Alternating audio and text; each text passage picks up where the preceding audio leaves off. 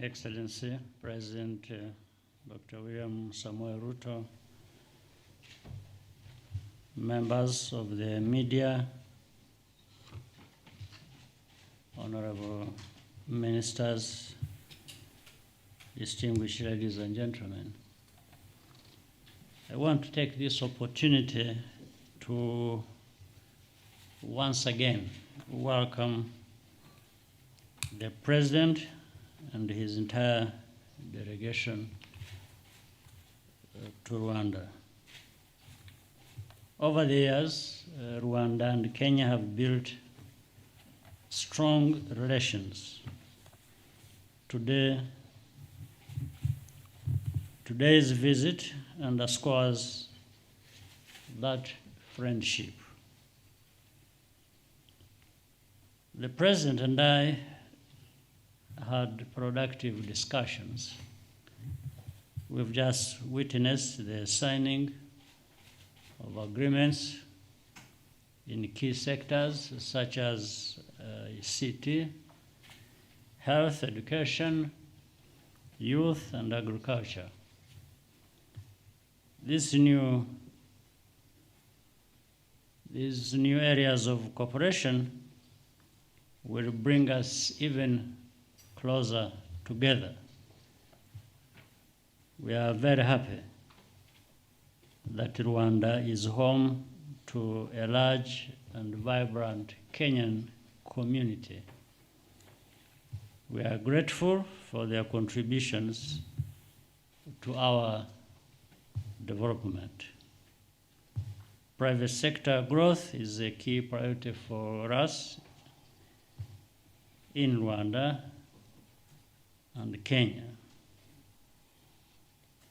Regional integration and trade is a big part of that equation.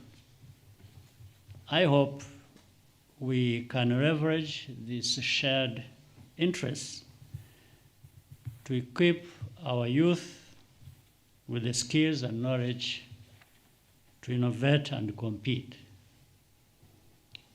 The people of Rwanda and Kenya are also united by a common vision for a more stable region. I commend Kenya's leadership in helping to resolve the crisis in Eastern Congo with other members of the East African community. To put our resources together is to own our development with less dependence on the rest of the world. Mr. President, my brother, once again, thank you for visiting our country. May I now invite you to give your remarks.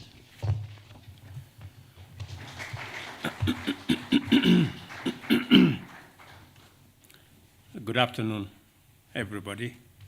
First, let me take this opportunity to thank my dear brother, the President of Rwanda, President Paul Kagame, for his invitation for me to visit Rwanda and for being a gracious and generous host.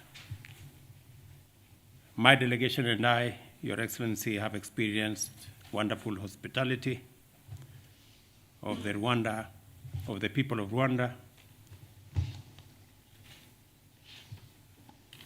and I want to appreciate on behalf of my delegation the warm reception extended to me and to members of my delegation.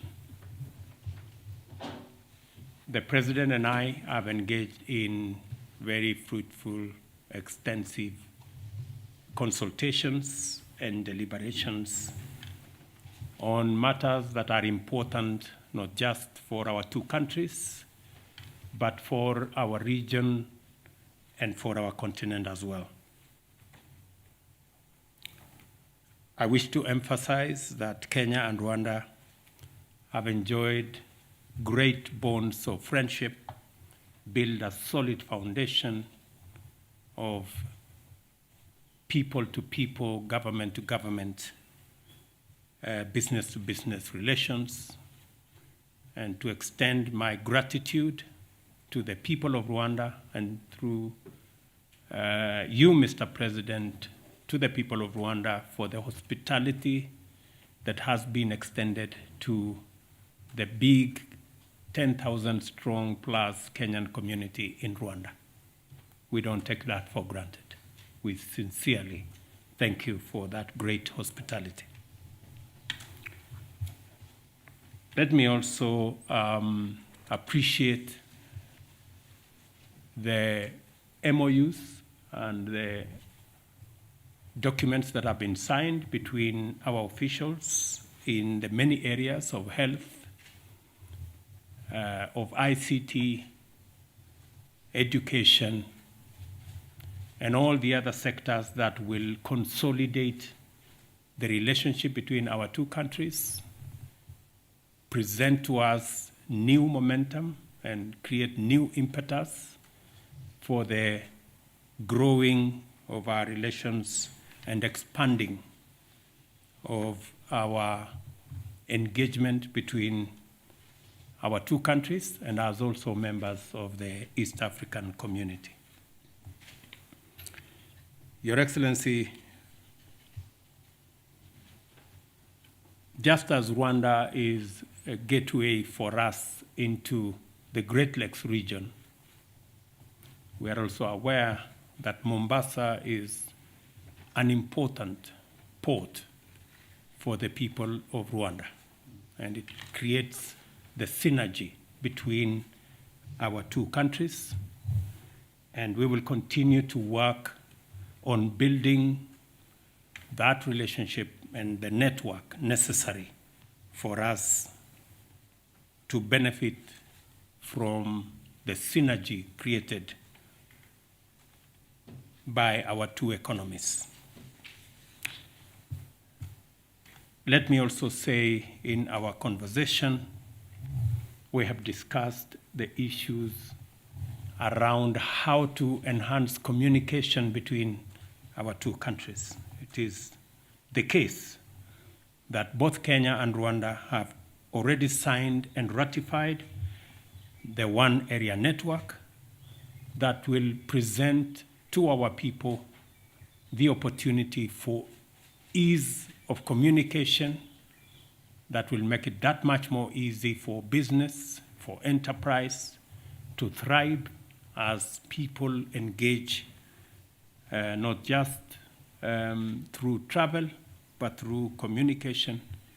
And we are looking forward jointly as Kenya and Rwanda to the other members of the East African community joining us in building this network of communication that will make it easier for people, East Africans, to work together, trade together, do business together, and live together in one common area. Let me also state that I have extended my invitation to President Kagame to attend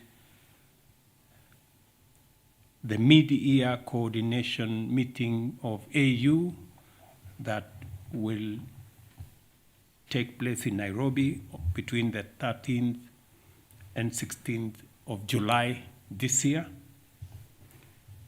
Again, an opportunity that will present us a chance to discuss the matters that affect our continent, the serious issues of climate change, the serious issues of what the pandemic and all the other challenges of the war that has brought upon us, and how we can navigate in a very delicate global situation, how we can navigate as a continent and as countries into the future. We're all aware of the challenges around our region. And again, let me commend President Kagame's and Rwanda's understanding of the issues in Eastern DRC and their contribution to EAC as we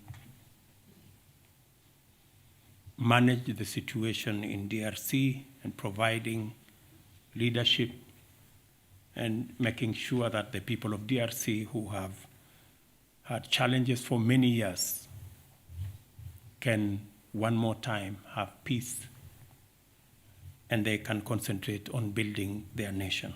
Again, we appreciate the understanding and the contribution of Rwanda in the EAC framework for us to be able to move forward.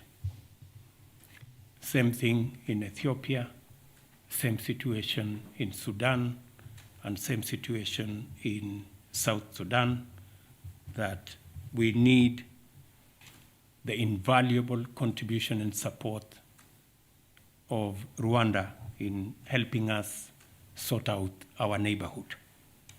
Mr. President, let me again, on my behalf and of my delegation, again affirm the cordial relations between our two countries and our shared desire to deepen and expand the bonds of friendship and unity between our two nations.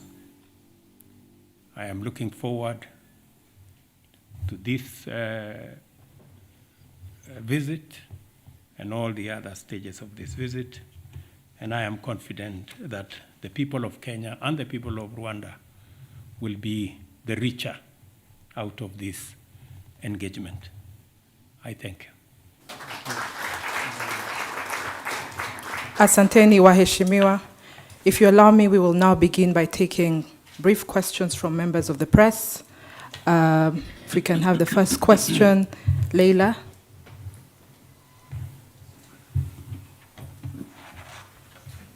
Your Excellencies, hamjambo. My name is Leila Mohammed from NTV Kenya. You've spoken about signing of bilateral agreements in the areas of education, health, and the female and women agenda. Kindly clarify to the people of both nations a deeper understanding of what these agreements entail. For example, in education, we know that Kenya is undergoing a new CBC system. How does Rwanda engage with Kenya on such grounds? Thank you.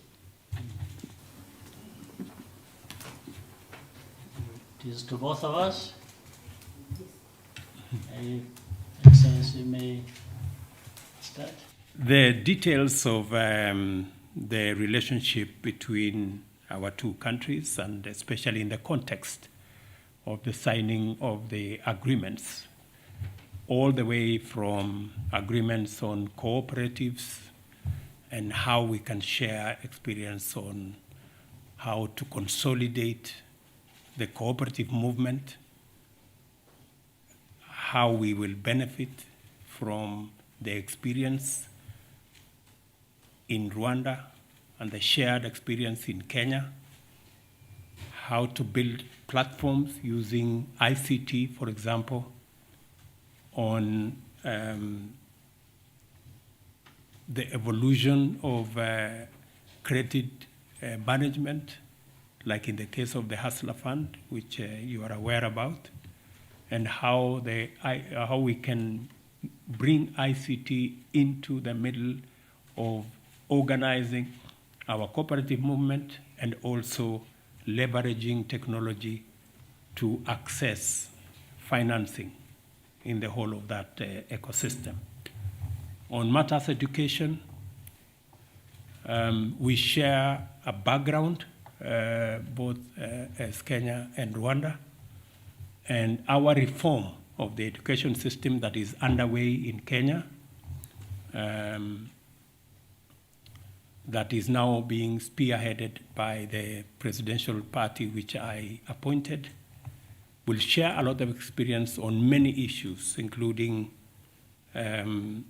transition from primary school, junior, secondary school into university, and especially the big challenge of financing university education that has serious challenges. We are going to share experience on how we can make education much more relevant and easy to deliver, and also cost effective. There will be a lot of sharing of experience in that space. In the MOU on health, for example, there will be a collaboration between our two referral hospitals, the largest referral hospital in Rwanda and the largest referral hospital in Kenya, again, for us to share experience in that space and also to share facilities where necessary. You may want to know, for example, that Kenya benefited from support from Rwanda when I called His Excellency, and he was gracious enough to give us their ICT platform for VAT management. And as a result of that platform that Rwanda shared with Kenya, we have seen improvement in our VAT collection. It's in that context that we are signing some of these MOUs so that it becomes much more easy for us to share experience, share resources, and even share technology for the better management of our economies and our countries. Well, I just add to what the President has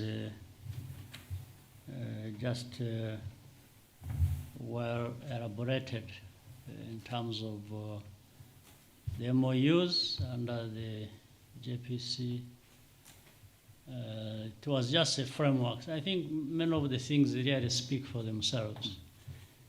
It's a framework that will help us identify which key areas of interest to both countries where we can cooperate and add value and continue. What the sector has mentioned are not the only ones. There are more that have been ongoing or more that will come where that cooperation is going to be very helpful. And it is about learning from each other, from learning from different experiences. And in fact, Mr. President, and I'm sure it is of interest to the audience, the many thousands of Kenyans who live here, we are happy that they are here. Many things they are doing for themselves. But in the end, what they are doing for themselves is also beneficial to the country, to the people of Rwanda. And in fact, for example, some of them are teachers, so where we have shortage of capacity. Some will be doctors, others work in the hospitality sector. So they have even helped fill the gaps that exist in our own systems. Because of where we have come from, we didn't have, in fact, and by the way, they have been here for a long time. They've been here significantly here. They started being here maybe in the year 2000, but even slightly before that. And at that time, we had no capacity in this country in all sorts of ways, in any sector here. So the Kenyans mainly and other East Africans came here to do what they know how to. In that sense, they benefited, we benefited. Mm. And this is really what is being elaborated in these MOUs and the cooperation and the relationship we have between Rwanda and Kenya. So this is just a smaller part, in actual fact, of the big thing we have to do. Thank you. Let's have a second question from Sophie. My apologies, I'm not going to stand because I'll disturb the cameras okay. because No some worries, of them are live. no worries. My name is Sophie Mgwena from the South African Broadcasting Corporation, SABC. It's an opportunity that comes once, therefore I have just 3 questions to both the leaders. The issue of the conflict in the Great Lakes region in the DRC, it is of a concern not only to the 2 countries, but generally including South Africa. How can this matter be resolved? And then the second question is in relation to President Ruto. Back at home, are we likely to see another handshake? I'm saying here in relation to your announcement on Sunday, if my memory serves me well, that you are willing to engage the opposition. And then finally, President Kagame, ahead of the commemoration of the genocide, is the international community doing enough to deal with issues of conflict around the world, learning from what transpired in Rwanda in 1994 when the world looked away? I remember former President Mbeki saying, your party even reached out to the ANC then before they became government, but unfortunately they were busy with elections. Are we doing enough as the global community to avoid this conflict, the war in Ukraine, Palestine, and all those flashpoints? Thank you so much. That will be loaded. You want to go first? You wish?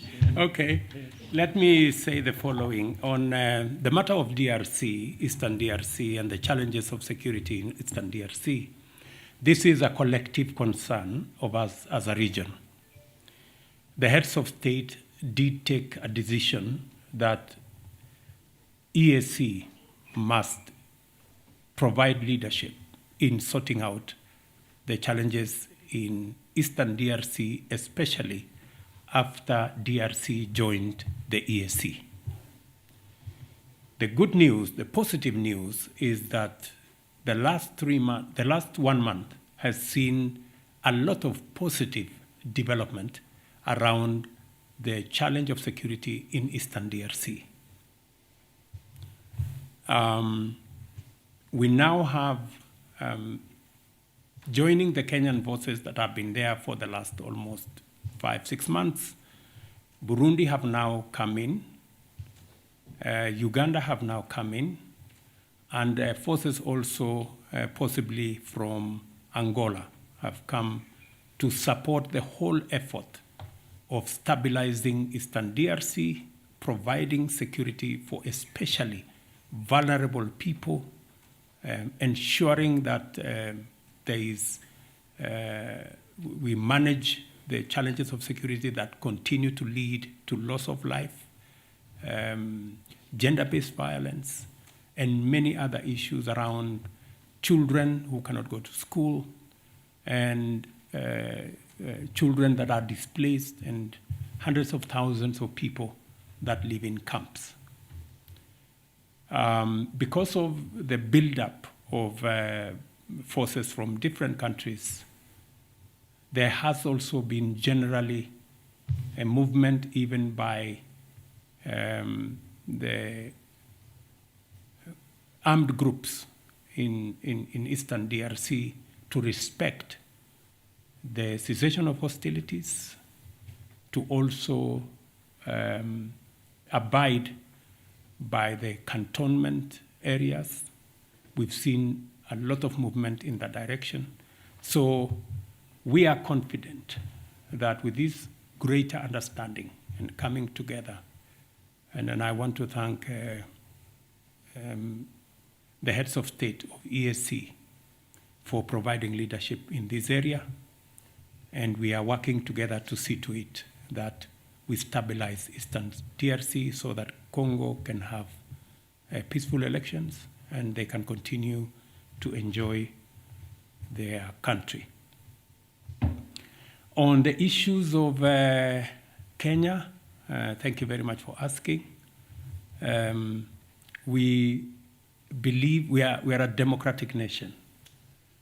In fact, possibly the largest democracy in our region. And we value, and we, thank you very much, Mr. President. I think he realized I was struggling.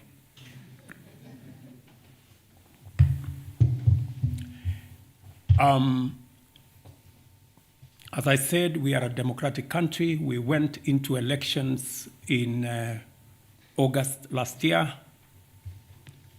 Highly competitive election, very peaceful election, the best acclaimed outcome ever, an election that dealt a big blow to ethnicity, that election was devoid of any ethnic propaganda or any ethnic persuasions. Kenyans voted, and the outcome of that election was acclaimed by all the people who went through that journey with us, including observers, both domestic and also foreign.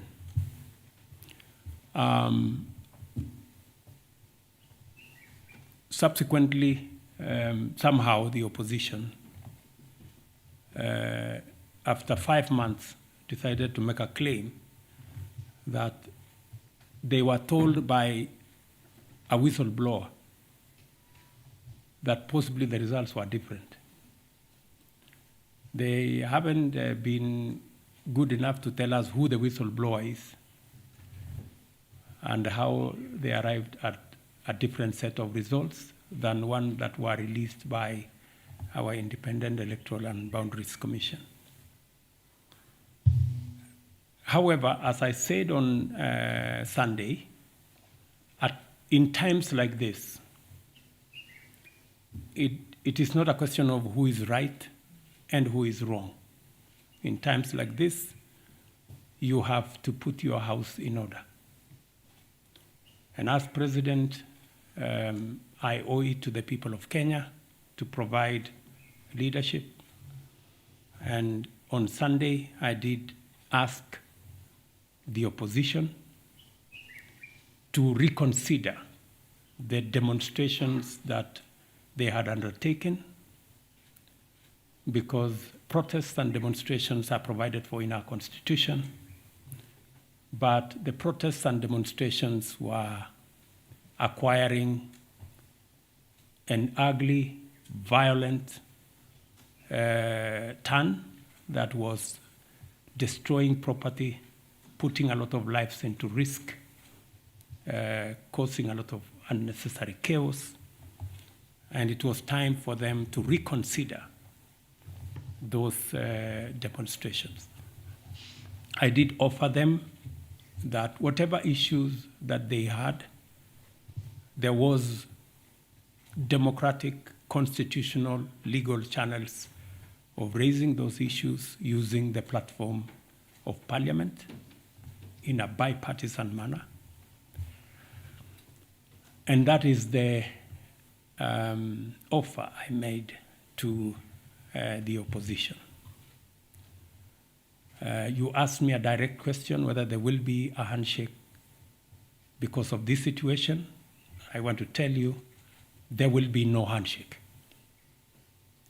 But there will be an engagement in Parliament on the issues that have been raised. Those that Parliament can resolve, they will be resolved.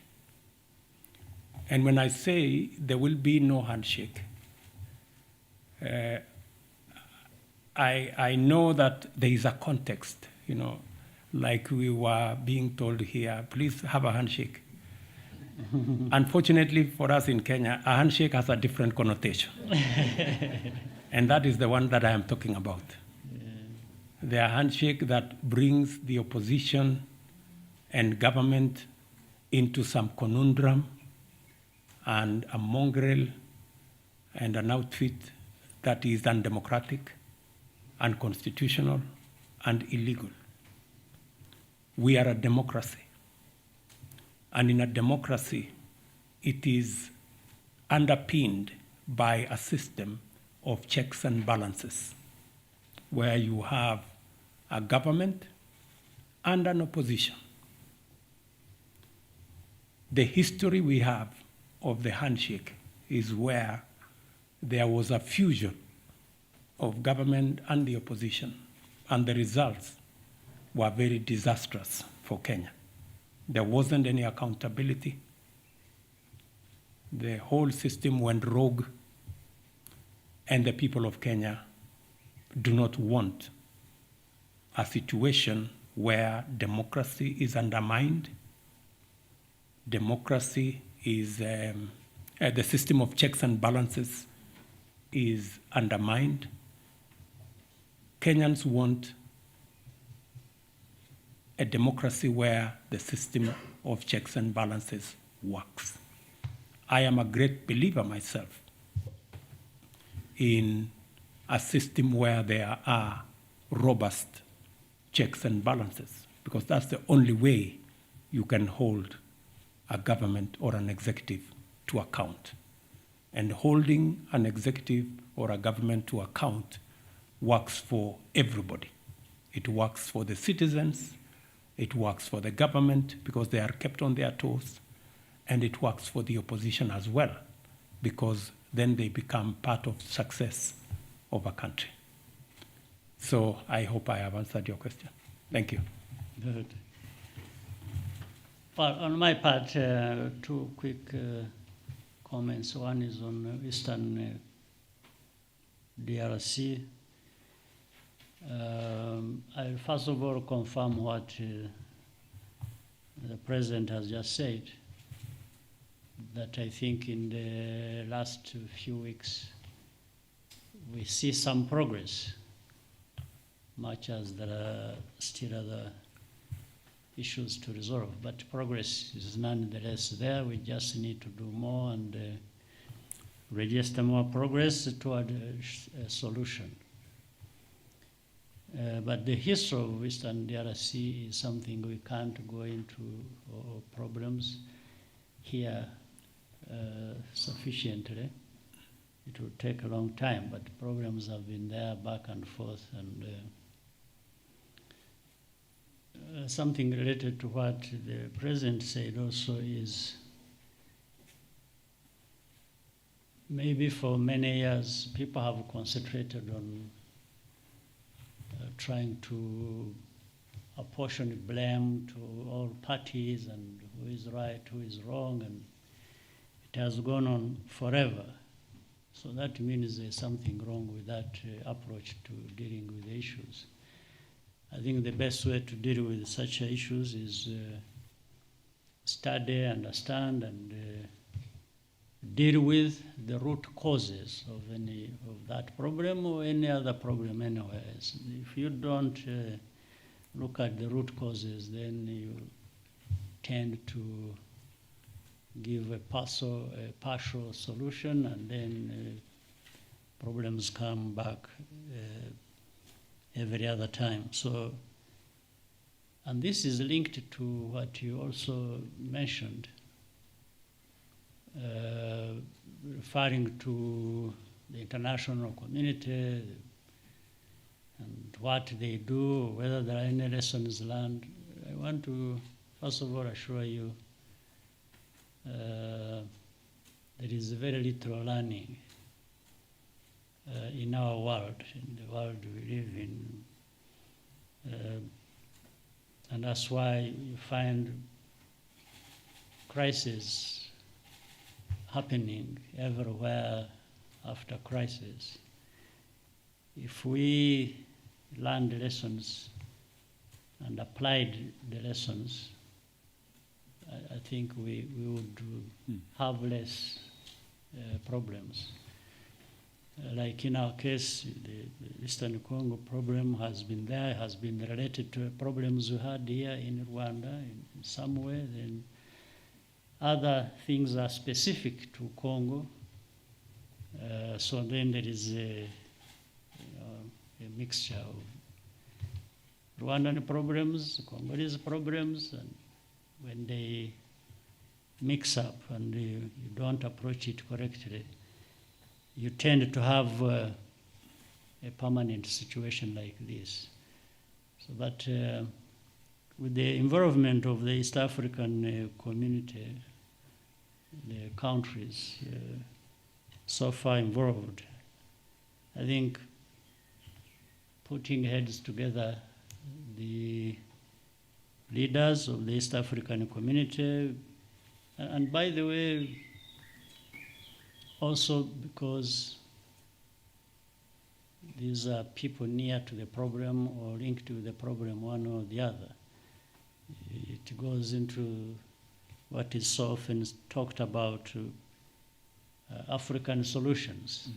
I think well applied, truly these would provide solutions because there is a direct stake into that, and people are close to the causes or to the problem itself.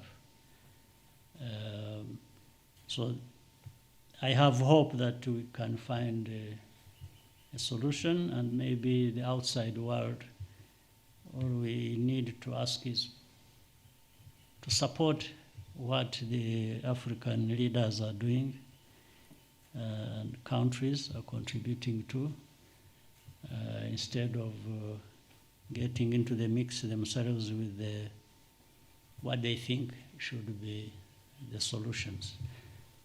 It's better to support the solutions or the proposed solutions by African leaders.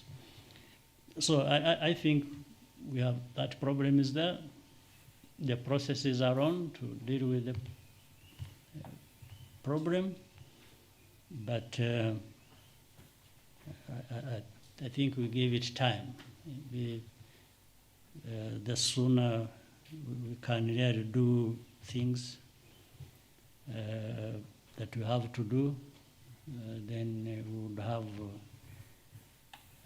would find solutions also that people are waiting for.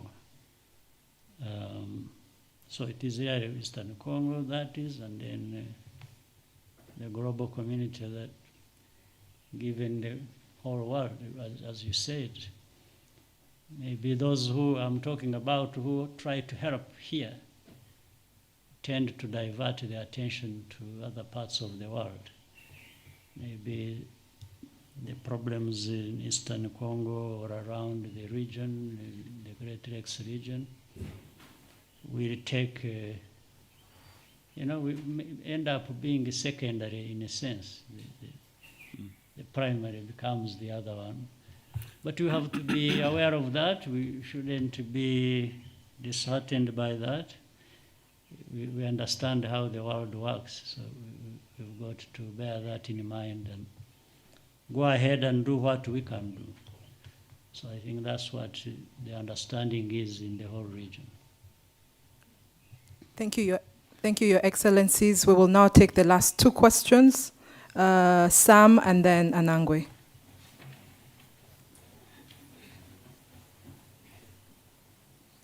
Who is Sam?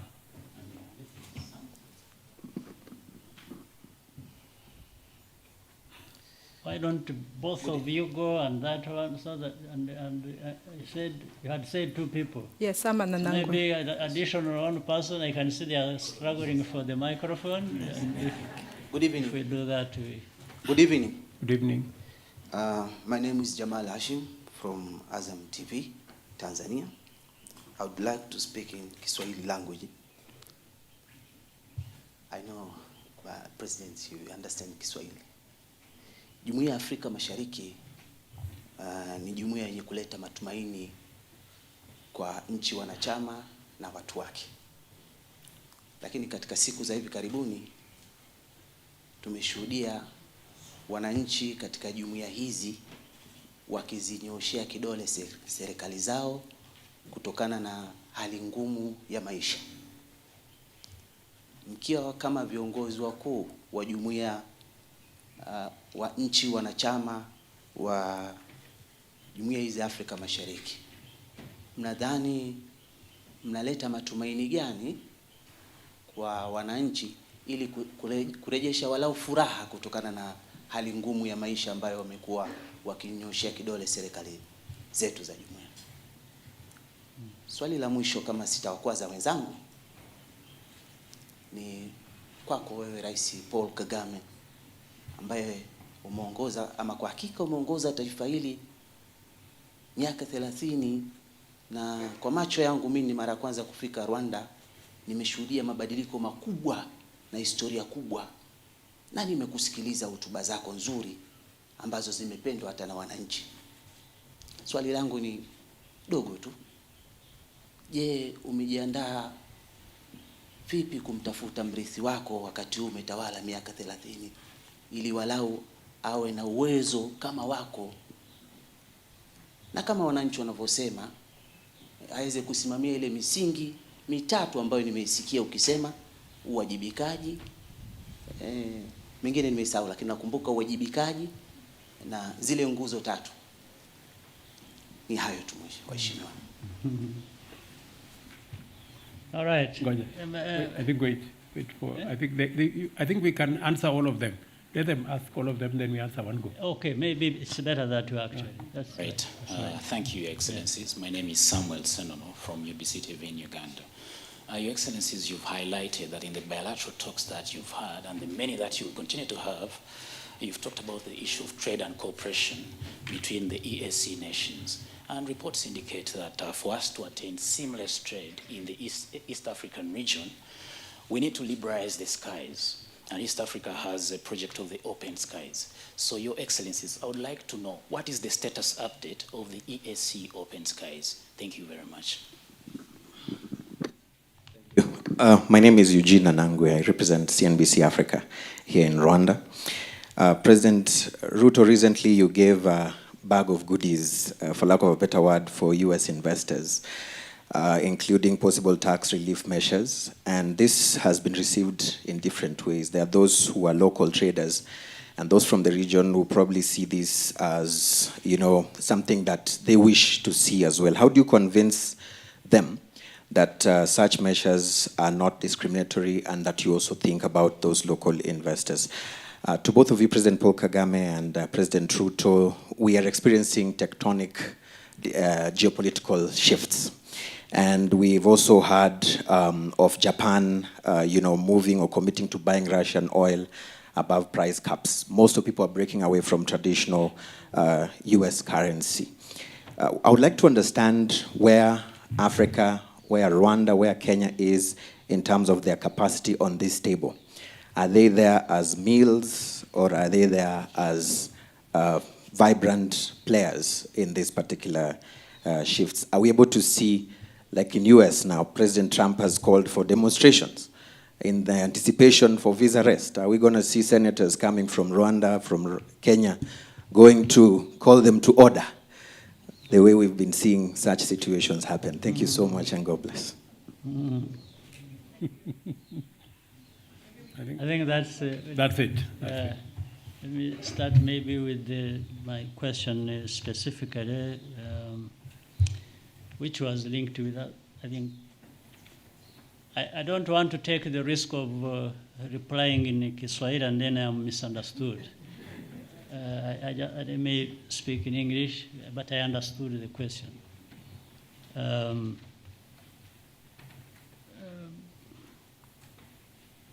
Leaders grapple with all kinds of problems.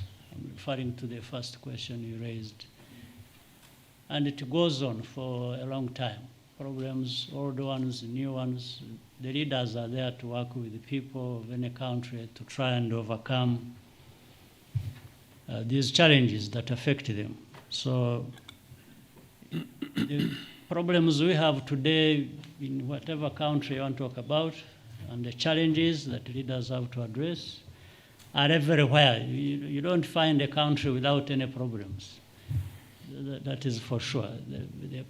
Different countries have different challenges, problems, but they also have different capacities to deal with those challenges. So on the first part about problems, say, in our region, in different countries, and people pointing fingers at leaders, and that is what to expect with the leadership, with the politics, and with the challenges the countries face all the time. Now, on the transition part for the person in the president of Rwanda, is, again, another issue. I fully understand what you are talking about. It's an issue that has to be addressed sooner or later. So, on one hand, I agree with you.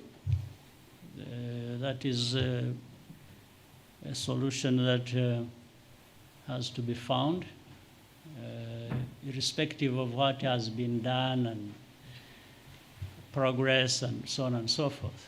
Well, including some areas of lack of progress. But maybe you heard my speech. Is it the other night? Is it last night? Or the night before the one of us? I had an opportunity to address this question directed to my party, which over the weekend we had many things to do, including we had a Congress that brought together over 2,000 cadres of the party I lead, which leads the country as well. Some of those things were discussed.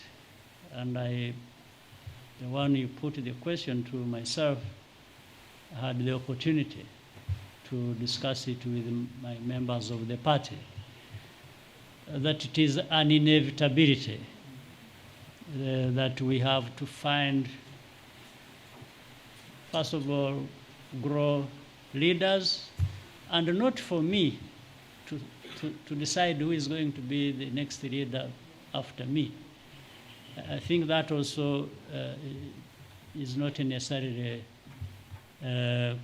correct, but to create an environment, circumstances that will give rise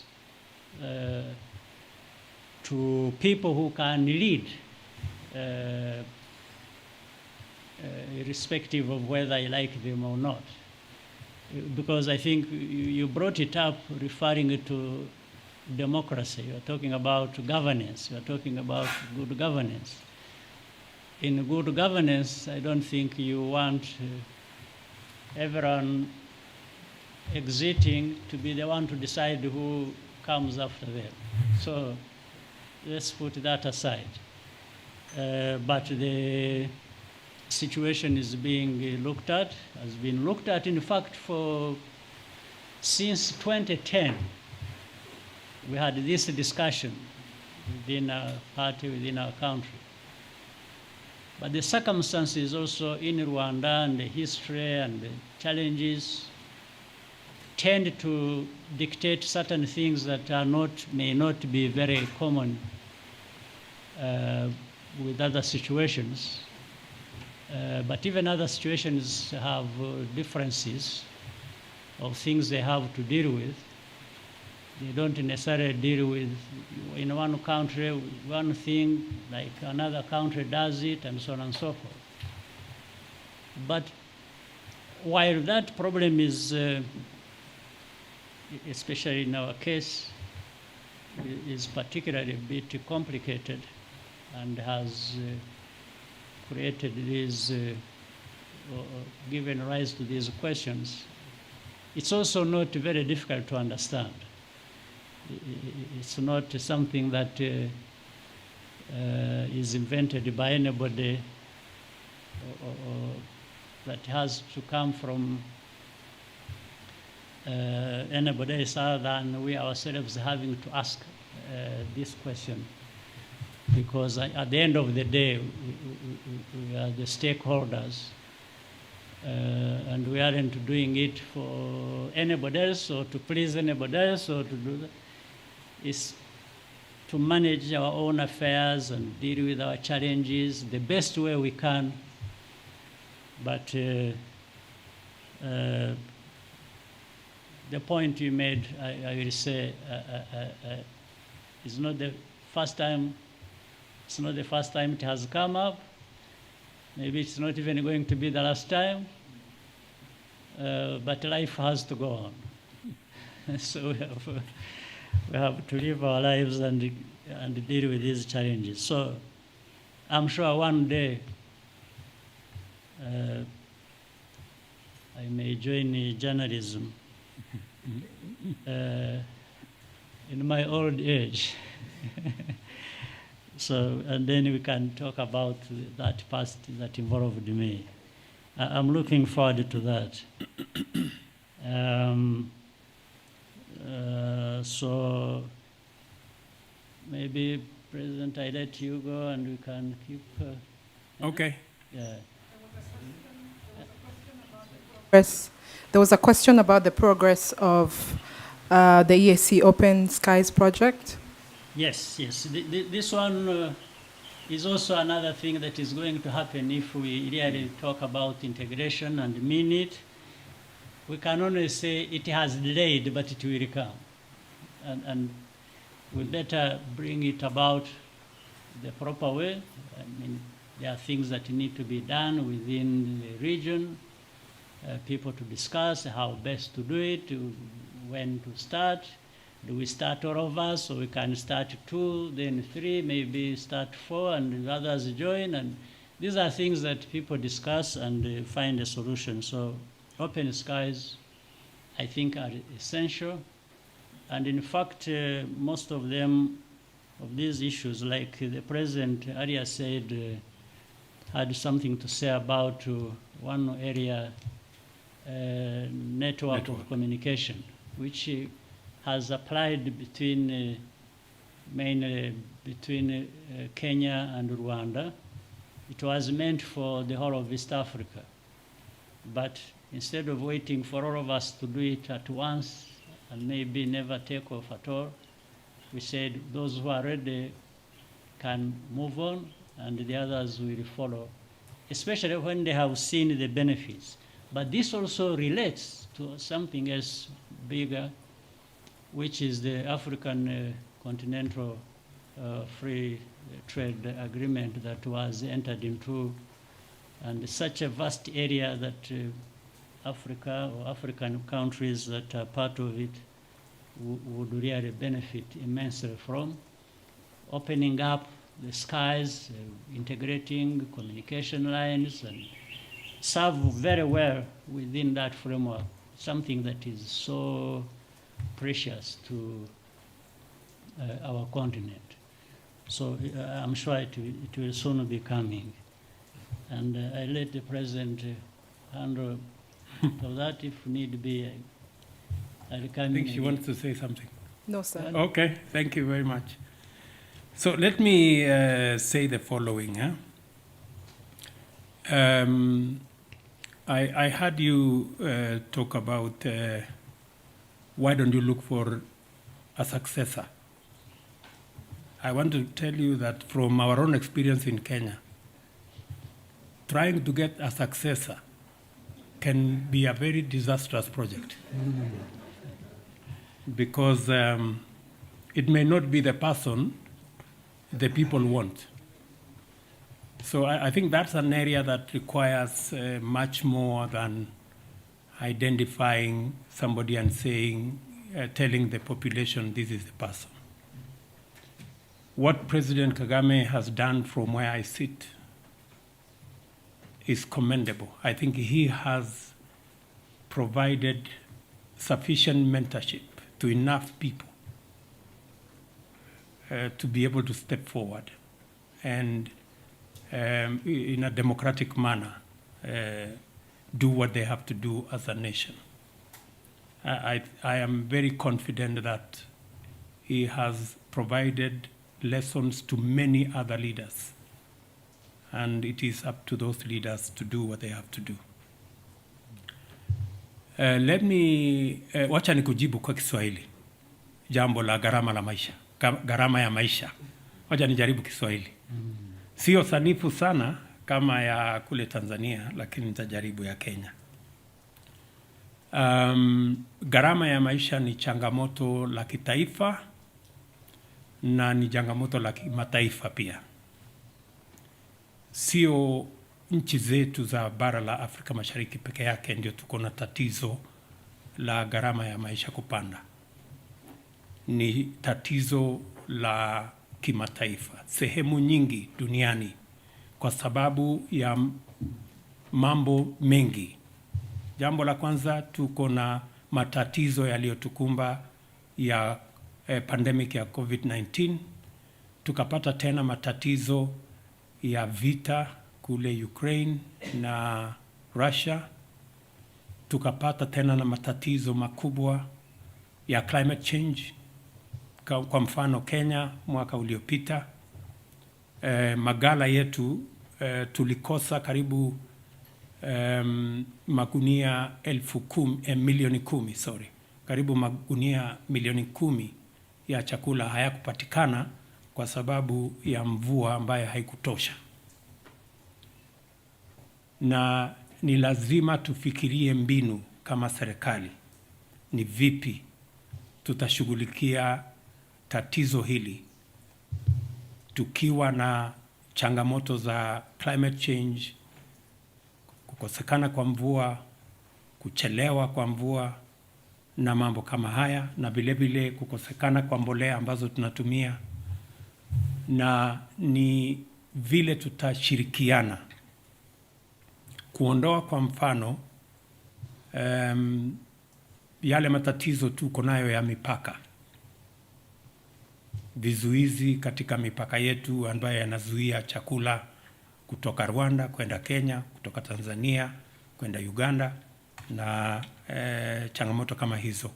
Na ndio sababu tuwe na maelewano kama yale tumeelewana hapa Rwanda ya uhusiano kati ya mataifa zetu, ndio tuweze kusaidiana pale panapotokea changamoto kama ile ya matatizo ya njaa. Kawaida, kwa sababu sisi ni nchi za demokrasia, kuna watu ambao wanachukua changamoto kama hizo na kuzibadilisha zikawa ni mambo ya siasa. Kama nafikiri umekuwa ufuatilia huko Kenya, kuna watu siku hizi wanavaa kofia juu ya kichwa, wanavaa sufuria. Na nimejaribu kuwauliza, hii ni mbinu gani ya kuzalisha chakula? Ukiweka sufuria juu ya kichwa, sijui itasaidia kwa njia gani kuzalisha chakula na kuondoa njaa. Lakini ndio hali, vile wewe mwenyewe ulivyosema, ndio hali ya mambo. Again, to maybe speak to the issue raised about open skies, I think President Kagame has responded to you very well. It is not a matter of if, it is a matter of when. We will have the reality of connecting our airlines and possibly even having one regional airline that will connect our capitals, our nations, and to be able to provide easy movement of people, ideas, goods, services. That's really where we are heading, especially, as President said, in the context of Africa Continental Free Trade Area. That is where we are all going. The challenge we have in our region and in our continent is that of connectivity. We've made the first step to improve connectivity in communication. That's why we have one area network with Rwanda. It is our belief that the other East African countries will come along as a building block towards reaching even where we are thinking on how we can bring our space into one area, have a regional airline. I think there are already consultations between Kenya Airways and South African Airways.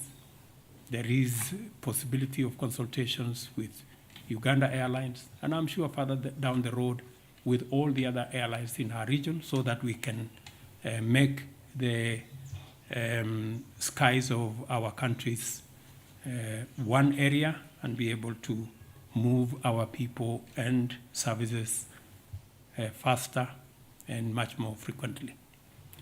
On the subject, my good friend said about, Mr. Anangwe, you said something about what? Sure. Okay, yes.